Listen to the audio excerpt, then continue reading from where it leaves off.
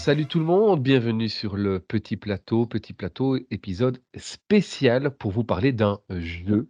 Un jeu qu'on va retrouver totalement gratuitement sur Internet, un jeu bien évidemment de management de vélo. Vous savez qu'on aime faire ça sur le Petit Plateau, vous le savez et vous aimez certainement jouer à ça aussi. Pour en parler aujourd'hui, on accueille Damien. Salut Damien. Salut Romain. Et on accueille également, eh bien, le père de ce jeu, de l'épopée. Il s'agit de Titouan de Vélo Futé. Salut Titouan. Salut Romain, salut Damien, merci beaucoup pour l'invitation. Je suis très heureux de venir parler de l'épopée. L'épopée, donc c'est un peu le petit dernier arrivé dans, la scène de tous ces jeux qui sont en train de se multiplier à gauche, à droite. Alors on l'a dit, c'est totalement gratuit, mais c'est aussi un jeu assez original. Est-ce que tu peux peut-être dans un premier temps nous expliquer en quelques mots en quoi ça consiste, tout bêtement? L'idée, en fait, c'est on cherchait à faire un MPG du vélo. Voilà, pour MPG, pour ceux qui le connaissent, c'est un jeu centré sur le football. Simplement, la difficulté, c'est on n'a pas de match comme en foot, en cyclisme. Du coup, on a été obligé de faire un petit peu autrement et on a adapté ça dans une version un petit peu plus classique, on va dire. Donc, le principe est simple, c'est bâtir son équipe avec un budget de 500 millions d'euros. Vous avez la possibilité de choisir entre 27 et 30 coureurs notamment. Et voilà, et après, libre à vous de laisser parler votre créativité. Il n'y a aucune contrainte sur la réalisation de l'effectif, à part le fait, en fait, de rester dans les 500 millions d'euros de budget. En dehors de composer ton équipe dès le départ, j'ai vu aussi qu'il y a la possibilité de faire des transferts plusieurs fois pendant l'année. Je trouve que c'est quelque chose d'intéressant. Quand tu fais des jeux comme ça et que ton équipe ne marche pas bien, la possibilité d'avoir des transferts pour te refaire, je trouve ça toujours un peu chouette. Donc tu peux peut-être un peu expliquer. C'est exactement ce que tu dis, en fait. C'est que le but, c'était de récompenser à la fois les joueurs qui ont bien fait leurs équipes, mais aussi de permettre aux joueurs qui se sont un petit peu ratés de finalement se relancer en prenant quelques risques sur certaines parties de saison. Alors en fait, on s'est basé sur les calendriers de Pro Cycling Manager, pour ceux qui connaissent. Quand on doit bâtir notre calendrier, il y a des calendriers à faire fin mars. On doit rechoisir son calendrier pour le trimestre suivant entre jusqu'à mai, puis ensuite jusqu'à juillet, puis ensuite août. Donc du coup, là, on s'est basé sur ces mêmes périodes pour proposer 3 périodes de transfert qui vont se faire sur un seul jour, en fait, le 8 avril, après les périodes flandriennes. Comme ça permet d'avoir de la stratégie en début de saison. Le 31 mai pour le Giro d'Italia, jusqu'au Giro d'Italia. Le 31 juillet sur la partie Tour de France. Et puis, donc, la dernière partie sera le 31 juillet pour préparer la Vuelta. Ouais, justement, tu parles de ces courses, il y a quand même une grosse originalité, une grosse spécificité dans votre jeu, c'est le fait qu'on doit choisir des courses. Tout à fait. Alors ça, c'est pareil. Le but, c'était de faire en sorte que le joueur soit actif dans ses choix, non pas uniquement au niveau des joueurs, mais aussi au niveau de son calendrier. On voulait aussi pousser un petit peu à la faute, c'est-à-dire qu'on s'est dit, il y a quand même énormément de courses à sélectionner. Vous voyez, par exemple, sur les UCI Pro Series, il y a 60 courses. On a laissé le choix d'en choisir 40 sur 60. Donc finalement, il n'y en a que 20 qui sont mises de côté. C'est pas énorme non plus, mais voilà, ça oblige quand même à faire quelques petits choix. Et en Continental Tour, les choix sont encore plus importants parce qu'il y a 70 courses à peu près et on a le choix que de 45. Donc voilà, là, on peut se dire qu'un jour, c'est fort probable qu'on choisisse un coureur qui score et qui finalement en fait gagne une course à laquelle notre équipe ne participera pas. Mais c'était un petit peu le but justement, de pousser à la faute et de faire en sorte que le joueur se casse les méninges pour se créer un calendrier qui est en cohérence avec son effectif. Par exemple, si quelqu'un est fan des classiques et veut miser sur les classiques, pour pas être trop désavantagé par rapport à ceux qui font des courses à étapes, en fait, il a qu'à choisir que des courses d'un jour. Et de cette manière-là, il peut maximiser ses résultats à fond toute la saison en étant centré principalement avec des sprinteurs et des flandriens, par exemple, sur les courses d'un jour. Ouais. Donc, c'était vraiment le but, c'était de pousser au maximum la stratégie. Pour ceux qui aiment bien se casser la tête quand ils font leurs équipes, là vous avez rajouté un level parce que réussir à penser calendrier de ça, c'est top. Et en fait, ça vous allez regrouper différents types de joueurs. Moi, je t'avoue, pour être totalement honnête, j'ai choisi les courses que j'aimais bien. Bon, après les coureurs que j'aime bien, normalement, je les retrouve sur les courses que j'aime bien, donc sans trop analyser, ça devrait plus ou moins le faire. Mais il y en a qui peuvent faire aller réfléchir à ça beaucoup plus et qui peuvent sortir gagnants finalement s'ils planifient bien le jeu. Après, les calendriers, bon, il y a toujours des aléas et tout ça, mais c'est vrai que ça peut être vraiment intéressant de réfléchir en termes de course et de Tout à calendrier. Tout à fait. En fait, ce sera pas trop piégeux pour tous les coureurs parce que vous prenez par exemple un Wout van Aert, ça fait 3 saisons qu'il court uniquement World Tour, sachant que votre équipe dans l'épopée est automatiquement invitée sur toutes les courses World Tour. Il n'y a pas de risque que Wout van Aert perde des points à droite à gauche. Maintenant, si vous allez chercher des coureurs, en fait, si vous prenez beaucoup de gros coureurs, vous êtes obligé derrière d'aller chercher des petites cotes. Et si vous allez chercher par exemple un Stone Mitet et qui va participer au Tour de Hongrie et que vous décidez de ne pas le faire, voilà, là, ça va poser des problèmes. Maintenant, il faut aussi réfléchir et analyser et savoir que un jeune grimpeur dans une jeune équipe, la forte probabilité, c'est qu'il fasse des courses comme le Tour de Norvège, qui est en plus à domicile. C'est vraiment, ça apporte de la cohérence en fait et de la réflexion pour vraiment, comme tu dis, de se casser les méninges. Mais je ne pense pas qu'il y ait énormément de points perdus au cours de la saison. Il y en aura quelques-uns qui pourront faire mal, mais vous n'allez pas perdre non plus 30 ou 40% de vos points, quoi. Parce que les Ouais. gros coureurs feront les grosses courses et c'est là qu'ils marqueront le plus de points. Et c'est vrai que j'ai fait un petit peu le test évidemment avant l'émission ici et je prends un exemple très concret, dans les courses de l'Europe Tour donc on va dire de 3e niveau, hein, il y a le World Tour, les Pro Mmh. Series et puis l'Europe Tour. Il faut vraiment faire un choix, c'est-à-dire que c'est pas juste en évacuer 5 ou 6, il faut vraiment faire un choix dans la mesure où on peut en prendre seulement que les 2 tiers et j'ai par exemple, constaté que, il y avait moyen de pratiquement passer toutes les courses de la Coupe de France ou au contraire de toutes les sélectionner et par exemple, on sait que dans ceux qui nous écoutent, il y a des fans de Total Energy pardon, qui nous écoutent.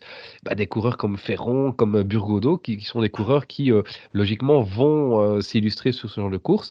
Ben voilà, peut-être que prendre ces coureurs-là et puis ne pas sélectionner ces courses-là, c'est sans doute un mauvais choix.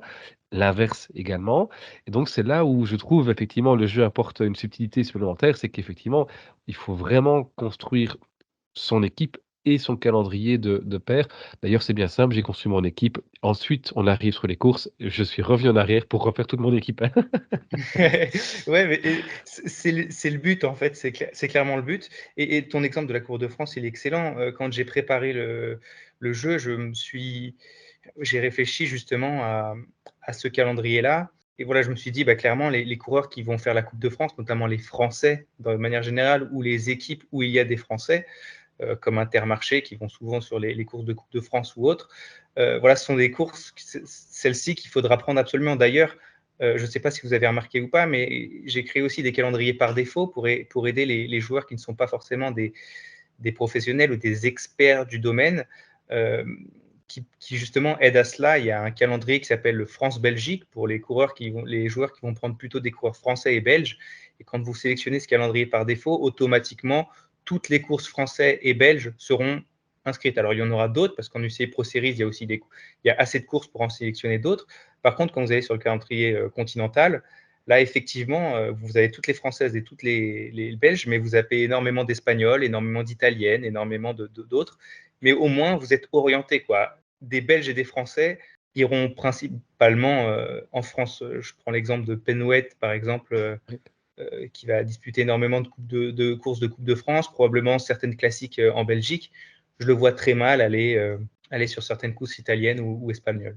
Et tu as aussi une dimension, enfin moi je m'en suis rendu compte aussi en faisant mon calendrier, il y a aussi ce qui peut jouer pour certains joueurs, le barème finalement, puisque toutes ces courses ne vont pas rapporter exactement le même nombre de points. Alors on est bien d'accord, on est dans des petites courses de toute façon, il n'y a pas des différences énormissimes, mais il n'est pas exclu qu'un joueur se dise, tiens, moi je vais regarder un peu le barème d'abord, donc le calendrier est en fonction du barème, et puis je vais faire mon équipe en fonction de ça. C'est encore une dimension aussi qu'on peut faire, ça devient de plus en plus casse-tête, mais celui qui a du temps et celui qui aime Ouais, faire ouais. ça peut aussi partir là-dessus. Juste pour Oui, rajouter vas-y. par rapport à ça, l'avantage, c'est que la question est, est-ce que c'est mieux de zapper toutes les courses du niveau classique 6, par exemple, comme le Tour de Vendée, ou est-ce qu'il vaut mieux les choisir et marquer quelques points au risque d'en perdre à d'autres endroits? Par exemple, si vous avez Arnaud Demar, il y a de fortes chances qu'il fasse le Tour de Vendée. Il vaut peut-être mieux choisir le Tour de Vendée au détriment d'une C4 où il n'y aura aucun coureur présent. Mais c'est vrai que j'ai fait j'ai de nouveau l'expérience, hein, où, on sait qu'en Belgique, le week-end d'ouverture, c'est sacré, c'est l'Omloop et Securen. Au même instant, il y a un nouveau week-end d'ouverture, depuis, maintenant 1 an ou 2 en France avec, la Drôme et l'Ardèche Faune Classique. Ben, voilà 2 courses C5. C'est vrai qu'au départ, je les avais zappés, pour me rendre ensuite compte que j'avais dans mes, gros coureurs, un vainqueur potentiel de ces 2 Ouais, courses oui. et donc je me suis dit: «Tiens, là, il y a peut-être des Qui points à aller ça? chercher». Le coureur Mathias Kelmoz qui est annoncé, pour, débuter sa saison là-bas et donc du coup, je me suis dit: «Bah, ah, il me les faut, il me les faut. Contre quoi je vais entre guillemets «troquer» et c'est vrai qu'on prend énormément de plaisir finalement, à constituer le calendrier autant que l'équipe quelque part. Mais comme tu disais Titouan et on peut peut-être le rappeler, ceux qui n'ont pas envie de s'encombrer de ça, il y a effectivement des profils tout faits en fait, en tout cas des propositions de calendrier génériques, on va dire ça ainsi, qui permettent aux joueurs qui sont pas, tellement, portés sur, justement ce côté calendaire, on va dire ça comme ça, de pouvoir skipper un petit peu cette étape de création alors. Et alors après, il y a encore une autre dimension. On a les points bonus à la fois par un coureur bonus et à la fois par des objectifs de saison, 3 objectifs. Tu peux peut-être rapidement expliquer aussi comment ça fonctionne? Parce que j'ai vu, par exemple, même moi là, je ne sais pas très bien comment vous avez fait ça. Dans les coureurs bonus, tu peux pas choisir n'importe quel coureur de ton effectif. Donc tu peux peut-être un peu discuter de tout ça? Alors déjà, ce qu'il faut savoir, c'est que j'ai pas mal discuté avec la communauté, vous, d'autres joueurs. J'ai posé la question de savoir quelles pouvaient être les bonnes idées, qu'est-ce qu'ils aimeriez voir. Les objectifs, c'est pas moi qui ai eu l'idée, c'est Tim DRCT sur, Mmh. Twitter qui m'a soumis cette idée et je l'en remercie. C'était une très bonne idée de choisir des objectifs. Au départ, je voulais mettre que les courses World Tour parce que je me suis dit: «Ça sert à rien de mettre les petites courses». Bon, au final, j'ai laissé le choix, ça change pas grand-chose. Ce que j'espère surtout, c'est que les gens ne choisiront pas que les grands tours. D'ailleurs, pour contrer ça, les étapes ne sont pas prises en compte, c'est uniquement les classements généraux. Donc voilà, et puis ça permet, c'est vrai, les objectifs de rajouter un vrai côté stratégique parce que finalement, tant que vos objectifs ne sont pas passés, si quelqu'un a pour objectif la Vuelta et le Tour de Lombardie en fin de saison, tout peut changer jusqu'au dernier moment parce que faire x2 sur ces points, ça peut faire très mal, quoi. Donc, c'est clairement un élément stratégique à bien prendre en compte et sur lequel il ne faut pas se rater. Pour ce qui est des coureurs bonus, vous connaissez notre attachement pour les néo-pros, les jeunes coureurs. C'est pour ça qu'en fait, on ne propose que les cotes autour de 3 et 4 parce que le but était de mettre en valeur des coureurs paris, en fait. Des coureurs qui ne sont pas vraiment forcément très connus ou qui sont des grosses cotes, qui ne sont pas des coureurs sûrs. Le but, c'est de pousser le joueur à faire un pari qui puisse être gagnant, comme par exemple Arnaud Delis il y a 2 ans ou Benelli, par exemple. Ben Illy l'année dernière. Voilà, tout à fait. C'est vraiment de choisir de faire un pari sur l'avenir, tout simplement. Et l'avantage, c'est qu'il y a énormément de coureurs différents, donc je pense qu'on aura pas mal de choix bonus différents. Ouais, c'est vrai que quand on regarde la liste des coureurs, je sais pas si de tête tu sais combien il y en a, mais en tous les cas, il y a, je pense, tous les coureurs inscrits dans une équipe à la fois du World Tour, mais aussi du Pro Tour. Donc ça fait un paquet énorme de coureurs Il dans y en a un lesquels on peu peut plus aller de 1000. piocher, quoi. Ah bah voilà, ouais, ouais, énorme, énorme et les cotes entre 99, hein, Tadej Pogačar, c'est le joueur le mieux coté du jeu et donc on disait cote de 3 pour, les coureurs, les moins chers. Heu, Pour expliquer ça juste, ouais, puisqu'on m'a posé la question, les cotes ont été faites parce que certains s'étonnaient de voir, Penwelth plus cher que, je sais pas, Binyam Carapace, par Girmay, par exemple, exemple, ou Carapaz. ouais, ouais. En fait, pour cette année, on a fait simple, on a pris les points UCI de l'année 2023. Tadej Pogacar étant celui qui a marqué le plus de points, on a fait un produit encore rapide, c'est 99. On voulait qu'il soit à 99 par rapport à 7 500 points. Et après, en fait, c'est un prorata des points UCI jusqu'au plus bas. Et à partir de 3, on s'est dit on ne va pas descendre en dessous parce que le but, c'est aussi qu'il y ait des erreurs de tactique, donc que quelqu'un prenne un cours à 3, qui marque 0 points et qui soit plus coûteux qu'autre chose. ouais, ouais, ouais. Mais c'est vrai que du coup, il y a moyen d'aller chercher vraiment des toutes bonnes pioches. On va pas évidemment révéler ici tous les coureurs, toutes les cotes, mais si tu devais conseiller ici nos auditeurs, sur un coureur, une bonne pioche, selon toi, que tu sens ici en début de saison, tu pointerais qui en particulier? En effet, tu as parlé de Carapaz à 8, c'est vraiment une cote intéressante. Maintenant, il y a pas mal de coureurs qui pourraient se révéler, en fait, se relancer. Il a fait une année catastrophique l'année dernière, mais Daniel Felipe Martinez à 6, ça peut être un jackpot incroyable. Alaphilippe, s'il se réveille à 12, c'est très bien. Binyam Girmay à 9, c'est très peu aussi. Casper Asgreen, qui est le seul leader sur les classiques flandriennes, qui à 12 peut-être peut se révéler. Je pense qu'il y a pas mal d'opportunités. Maintenant, c'est pas parce qu'ils sont pas chers qu'ils seront forcément des bons coups, parce qu'il peut leur arriver n'importe quoi, chuter malheureusement, se rater ou tout simplement être hors du coup. Donc, il n'y a pas de garantie. C'est des tentations, mais c'est pas des garanties. C'est l'occasion de rappeler déjà, alors que ça fait pas longtemps qu'on a parlé, qu'il y a un calendrier, qu'il y a des transferts. Tu parles de Richard Carapace. Moi, c'est quelqu'un qui n'est pas dans mon équipe au départ, par exemple, parce que Richard Carapace ne court pas beaucoup d'objectifs secondaires en les visant, en tout cas jusqu'à maintenant. Dans sa carrière, c'est pas trop ça. Donc moi, c'est quelqu'un qui est tout de suite envisagé pour les transferts, mais qui ne fera pas partie de mon équipe au départ. Dans l'équipe de Vélo Futé, on a eu le même raisonnement. On l'a pas pris non plus. Probablement qu'on le prendra voilà, à partir du Tour de France jusqu'à la Vuelta. Il sera probablement dans notre équipe, mais pas sur la première moitié de saison. Ouais, ouais. Et alors, comme s'il n'y en avait pas déjà assez, vous avez aussi proposé, on va dire, un jeu dans le jeu. C'est-à-dire qu'il y a moyen de composer une équipe bis, cette fois-ci, qui est vraiment centrée sur les jeunes coureurs. On en a parlé ici un instant, et plus particulièrement sur les néo-pros. Est-ce que tu peux un peu nous expliquer ce jeu dans le jeu?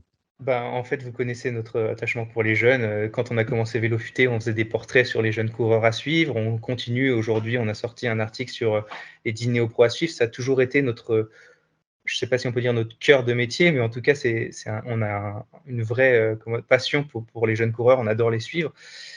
Et en fait, ça n'existe pas, les jeux avec uniquement des jeunes. On ne voulait pas faire les courses espoirs parce qu'on avait peur que ce soit difficile, trop peu engageant. Puis le but, c'est quand même qu'un maximum de joueurs participent, donc c'est trop compliqué de financer, en fait, d'investir autant dans un jeu, financièrement, je parle, parce qu'on a quand même lâché l'ensemble de notre budget pour réaliser ce jeu. Donc du coup, on s'est dit, finalement, est-ce qu'on ne se concentrerait pas uniquement sur les néo-pros? Les néo-pros, pour comprendre, c'est les coureurs qui sont dans leurs 2 premières années de contrat. C'est-à-dire que ceux qui sont nouveaux cette année, en 2024, chez les professionnels, mais on a aussi pris en compte ceux qui sont dans leur 2e année, en fait, qui sont toujours dans leur premier contrat pro. Voilà. C'est comme ça qu'on a raisonné pour qu'il y ait un peu plus de choix et un peu plus de diversité dans les choix. Donc on se retrouve notamment avec des coureurs comme Romain Grégoire ou Lenny Martinez, mais aussi les nouveaux comme Perstrand Dagenes, Stone Mittet, Pellizzari, Isaac Del Toro, etc. Et voilà. Donc là, c'est des plus petits effectifs de 12 à 15 coureurs, mais je pense sur lesquels beaucoup peuvent aller chercher leurs pépites et tenter de miser gros. Et en fait, ça contrebalance un peu avec l'équipe World Tour où on a plus tendance à prendre peut-être des gros coureurs et moins de petits coureurs. Je voulais éviter cette frustration des gars qui se disent finalement, j'aurais bien aimé prendre ma petite pépite, mais un coureur à 6 ou 7 va plus me marquer de points. Je me suis dit, comme ça, on va faire un autre mode pour que les joueurs puissent aller chercher leurs petites pépites et puissent les suivre aussi avec plaisir durant toute la saison. Puis ça donne aussi une deuxième chance. C'est-à-dire que ceux qui se sont ratés en World Tour peuvent espérer être bons en néo-pro et c'est tout l'intérêt. Par contre, on est allé au plus simple. On n'a pas fait de calendrier et autres parce que là, ça aurait été vraiment trop technique. On a simplifié au maximum pour les néo-pros. Simplement, vous faites votre équipe et vous la suivez tout au long de la saison. Oui. Et on précise qu'on peut faire le jeu sans équipe néo-pro, donc juste avec sa partie World Tour, ou même qu'une équipe néo-pro, celui qui préférerait aller au plus simple et suivre juste les jeunes, ou les deux donc. Je pense que beaucoup de joueurs vont faire les deux et c'est ce qui nous fait plaisir pour l'instant. Mais voilà, on verra au lancement combien on a de chaque côté. Pour l'instant, on est très content. De toute façon, on a dépassé les 500 joueurs avant-hier. On visait 500 joueurs au départ, donc c'est vraiment cool. Peut-être qu'on peut viser les 1000. Voilà, il reste 13 jours pour atteindre les 1000 joueurs. On espère qu'ici, les petites explications vont convaincre plein de nouveaux joueurs. Moi, je voulais un peu, je pense que le jeu, on a un peu fait le tour, sauf si tu avais encore quelque chose à ajouter. Mais tu viens de parler il y a peu de l'investissement que c'était pour Vélo Futé. Je voulais parler un peu justement de ce qui va autour du jeu. Finalement, d'abord, en dehors de l'investissement, qu'est-ce qui vous a poussé à ça? Et d'autant plus, ma question, je l'imaginais déjà, mais maintenant que tu viens de me dire que vous avez investi beaucoup, quel est vraiment le but de ça? Pourquoi est-ce que vous avez vraiment voulu miser là-dessus? Est-ce que c'est par l'amour du jeu? Est-ce que c'est parce que finalement, sur le marché, il y avait des trucs qui vous plaisaient, mais qui ne correspondaient pas nécessairement à vos attentes? Est-ce que c'est une demande? Tu as dit que tu as beaucoup échangé avec la communauté. Est-ce que tu avais des demandes de la communauté? D'où vient un petit peu cette création de jeu, en fait?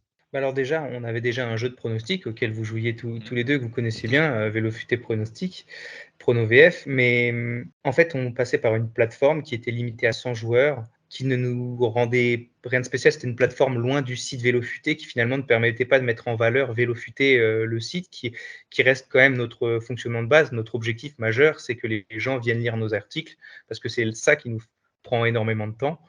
Donc on s'est dit, on va oublier le concours de pronostics. Et voilà, on a toujours eu ce rêve. Moi, j'ai particulièrement eu ce rêve de vouloir faire un jeu à moi qui me représente, qui puisse représenter la mentalité de Vélofuté, en fait, avec ce côté néo-pro et autres. Et donc, c'est là qu'on s'est dit, on va tenter de se lancer dans un jeu fantasy. Oui, ça répondait aussi à une envie de faire un jeu. Je dirais pas que ça manquait parce qu'il y a des très bons jeux comme Rival Manager que j'apprécie beaucoup. Donc voilà, le but c'était de faire un petit peu un mix de tous ces jeux-là pour se retrouver, proposer quelque chose qui soit un petit peu différent. Voilà, comme il me manquait ce jeu-là, je me suis dit je vais essayer de faire un jeu. On va essayer de faire un jeu qui nous plaise et qui nous représente et qui puisse être indifférent pour apporter quelque chose aux joueurs. Le but aussi, évidemment, c'est de récompenser, je ne sais pas si on peut dire ça comme ça, mais tous les gens qui nous suivent depuis longtemps. Aujourd'hui, on fait pas Vélofuté pour gagner de l'argent. Ça nous fait pas vivre. Clairement, on fait ça uniquement par passion. On apprécie que la communauté soit énormément derrière nous. Honnêtement, on a énormément de chance. Il y a très peu de comptes vélo qui ont autant d'interactions que nous, très peu de médias qui ont autant d'interactions que nous.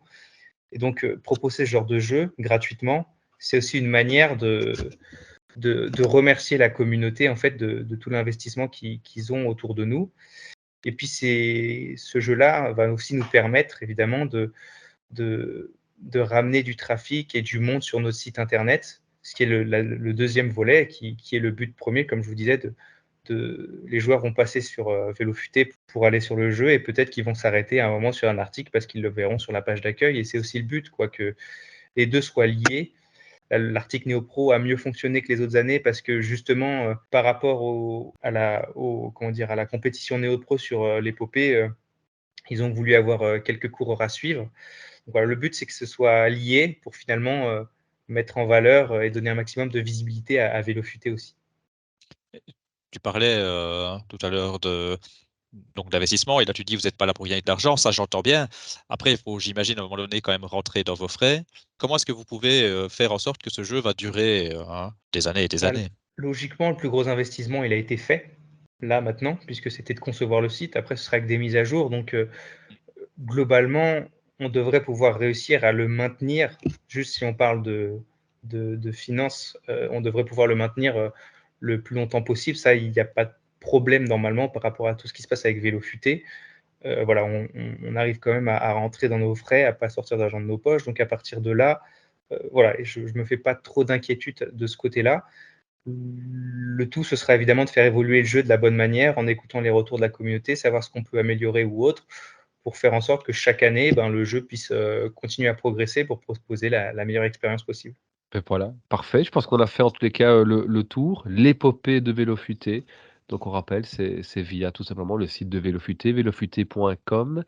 Vous allez dans le menu, tout en haut du site, à droite et vous cliquez sur VF Cycling Fantasy. Il y a une page dédiée évidemment ici, au jeu. Vous créez votre équipe, la création du compte, c'est excessivement rapide évidemment.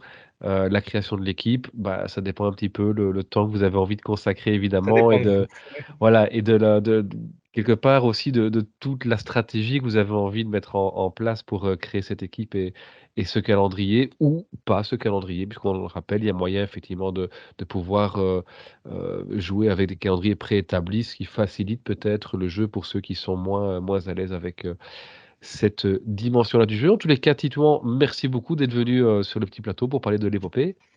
De rien, avec plaisir. C'était vraiment un plaisir de parler de notre jeu. On est vraiment excités et on a vraiment hâte déjà de savoir combien il y aura de joueurs au début de la saison et puis de surtout voir comment les joueurs vont continuer à accrocher toute l'année parce que c'est aussi le but, que Ouais. les joueurs soient là toute la saison pour aller vérifier leurs résultats sur chaque course, leur évolution et puis les transferts qui se cassent un peu la tête tout au long de l'année. Je ne sais pas si on l'a dit peut-être avant de se quitter, la deadline, je ne sais plus si on l'a précisé, parce que les gens qui nous écoutent, qui voudraient faire leur équipe, c'est peut-être bien de leur dire qu'il faut que ce soit fait avant le, dis-toi. 16 janvier. Ouais. Avant le 16 janvier, jour de mes 30 ans. Donc voilà, Ah! c'est un beau cadeau. Et Par contre, on va laisser, je pense, les inscriptions possibles jusqu'au 31 janvier pour créer son équipe. Ouais, Ok. OK. Simplement, les joueurs qui arriveront en retard seront pénalisés puisque forcément, ils ne participeront pas aux premières courses de janvier, ce qui fera un gros trou dans la raquette. Mais ça permet comme ça, au moins, aux moins attentifs, on va dire, ou ceux qui ne connaissent pas encore, de se rattraper si jamais ils veulent participer. Oui, parce qu'accessoirement, au-delà évidemment de ton anniversaire, le 16 janvier, c'est aussi le début du Tour de l'Under. Donc la première épreuve du Exactement. calendrier World Tour, qui marque vraiment le début ici de la saison sur route. En tout cas, on a hâte de découvrir ça. Titouan, merci. Damien, merci également d'être venu, aujourd'hui pour, évoquer ça. Et en tout cas, ben, voilà, sur le petit plateau, on va jouer. On a déjà créé nos équipes et on va évidemment faire vivre ça aussi et vous partager aussi nos bons plans, les gars qu'on a repérés. On a évoqué Daniel Martinez. Moi, j'ai repéré Florian Sénéchal. À Bon 4. plan. À 4, À 4. c'est donné pour quelqu'un qui va être leader sur les Flandriennes et qui emmènera ensuite Nono sur les sprints à gauche, à droite. Et bah, d'ici là, en tous les cas, un bon début de saison, un bon début de jeu et bah, une bonne constitution d'équipe et de calendrier pour ceux qui ne l'ont pas encore fait. Allez, Merci Bon beaucoup. amusement tout le Merci. monde. à À Salut. bientôt. bientôt.